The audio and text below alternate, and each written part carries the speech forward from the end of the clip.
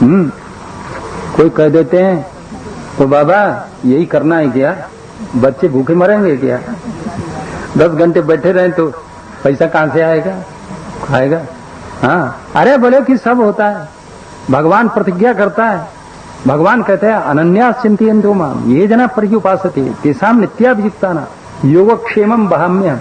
बोले कि तुम्हारा काम मैं करूंगा, ले जा, तुम तो भजन करो, तुम्हारा काम मैं करूंगा, तुम्हारे बेटा बेटियों को मैं पोस करके बड़ा बना दूंगा। भगवान कहता है तुम चिंता मत करो, लगो तो सही, हाँ लगो तो सही, लग करके देखो। हाँ, बोले कि तुम्हारा काम मैं करता हूं कि नहीं। हाँ? और भगवान के प्रेमी भक्त ये भी परवाह नहीं करते। हाँ? बोले कि पीपा जी घूमते घूमते एक भक्त के पास पहुंच गए, एक भक्त के पास, चीधड़ भगत के पास। उनका नाम था चीधड़ भगत। उनके बेटा बेटी तो कोई नहीं थे, पति पत्नी दोनों ही रहते, दोनों संत की सेवा करते, जो कोई संत आता उनकी सेवा करते। पीपा जी सीता जी दोनों ही, पीपा जी राजा थे पहले के, लेकिन महात्मा हो गए, लेकिन वो पत्नी भी उनके साथ नहीं रही, सीता जी। तो ये पीपा जी पत्नी के साथ पहुंच गए उनके यहाँ, महात्मा आए हैं, लेकिन घर में कुछ नहीं था, घर में कुछ नहीं था। बोले कि महात्मा इनका भोजन कैसे कैसे हो। अब भगत जी अपनी पत्नी से बात करने लगे, चीधड़ जी, कि बोले ये महात्माओं का भोजन कैसे कराएं। तो पत्नी बोली कि और तो सब अब सब बिक बिका, अब तो कुछ अपने, मेरा लहंगा जरूर है, ये लहंगा को जाके बनिए की दुकान पर धरिया और वहां से जीरा लिया।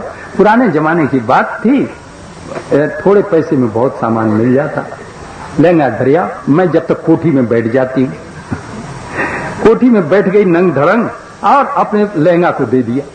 भगत जी गए और वहां पर दुकान में रख करके सीधा ले आए। जब भोजन बना बनू करके तैयार हो गया, जब तैयार हो गया उनके सामने परसा, बोले कि सीता जी बोली कि भट्टानी कहाँ है। बोले कि भट्टानी के बिना मैं भोजन नहीं करूंगी, भट्टानी मेरे साथ में बैठेगी भोजन करेगी। बोले कि महाराज वो किसी काम से लगी हुई है, उसको छोड़िए, आप भोजन करिए। बोले कि नहीं ऐसा नहीं होगा, भट्टानी आएगी तभी हम लोगों का भोजन होगा, भट्टानी आएगी। बोले कि महाराज कहीं बैठी होगी, आप जाके देख लो। तो गई सीता जी जाके कोठी में, वो बेचारी नंगी बैठी हुई है। बोले कि क्या बात है। तब उसने बताया कि मैं क्या करूं, हमारे यहाँ पर ये वस्तु थी नहीं, आप लोगों की सेवा तो करनी ही थी, मैंने लहंगा रख दिया बनिए के यहाँ पर। बोले कि आप ऐसे ही जो है इस तरह से। बोले कि हम लोगों का समय तो ऐसे ही व्यतीत होता है, ऐसे ही व्यतीत होता है। भक्तानी बोली हम लोगों का समय ऐसे ही व्यतीत होता है, लीजिए।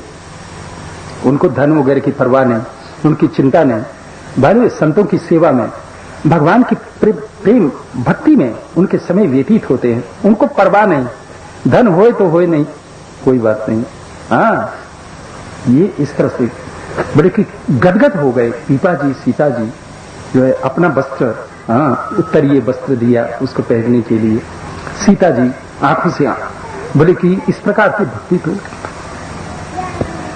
हमने कहीं देखा नहीं, न सुना नहीं। हाँ, इस तरह की भक्ति जो कि ऐसे तो आप करके तो देखिए, ऐसे भक्तों के साथ। वैसे तो मन आपका ये सब खाने पीने मौज शौक से अलग हो जाएगा, और नहीं तो आपका काम भगवान करेंगे। ये भगवान की प्रतिज्ञा है। इस तरह की अनन्य भावना से मेरी सेवा में जो लगा रहता है, हम उसके सारे कार्य को मैं संपादित करता हूं। ये इस तरह से अगर नहीं होगा तो क्या होगा, बुढ़ापा जरूर आएगी, मुंह में से दांत निकल जाएंगे। अपने आप ने बादाम का हलवा खिला खिला करके शरीर को मोटा ताजा सुंदर बना के रखा है, साबुन तेल घस घस करके बड़ा सुंदर बना रखा है। जब बूढ़े हो जाएंगे तो मुंह से एक एक दांत बाहर निकल जाएंगे, और केस कास के फूल की तरह सफेद हो जाएगा, झुर्रियां पड़ जाएंगी, कमर झुक जाएगी, आंखों में चश्मा चढ़ जाएगा है।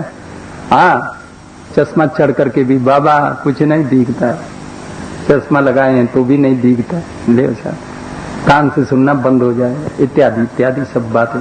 हाँ, जो संसार के कामों में घुले मिले रहते हैं अब मरने के समय में उनकी होती है दशा खराब।